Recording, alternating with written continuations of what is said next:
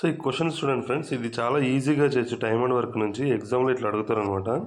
A and B can do a piece of work in 45 and 40 days respectively.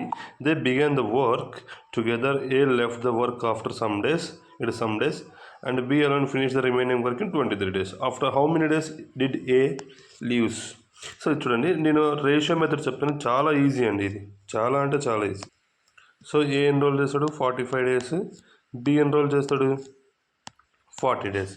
So ఎంత వస్తుంది? 5 9s 45, 5 8s 40. So 8:9. ఇదేమో time ratio, ఇదేమో efficiency ratios friends, గుర్తుపెట్టుకోండి. So ఇప్పుడు total work కింద 40 × 9 360 కదా, total work 360. ఇప్పుడు చూడండి, ఏ కొన్ని రోజులకి ఉండి వెళ్ళిపోయినాడు. సో రిమైనింగ్ వర్క్ని బి ఒకటే చేసినాడు. సో అది ఎన్ని రోజుల్లో చేసిన కనుక్కోవాలంటే బి చేసిన వర్క్ కనుక్కుందాం. బి చేసిన వర్క్ ఈజ్ ఈక్వల్ టు, మామూలుగా మనకేమి work is equal to time into efficiency అనమాట.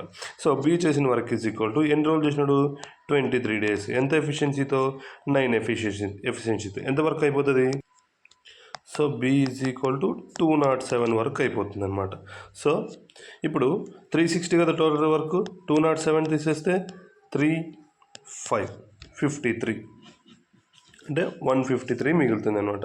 సో ఈ 153 వర్క్ని ఏ అండ్ బి కలిసి చేస్తారు. Divided by 8 + 9 17. సో 17 9 times 153 అంటే ఏ అనే అతను 9 days తర్వాత వెళ్ళిపోయినాడు. సో ఇలాంటి సింపుల్ ఈజీ ట్రిక్స్ కావాలంటే మన ఛానల్ని ఫాలో కావండి, లక్ష్య సాధన యూట్యూబ్ ఛానల్. Thank you.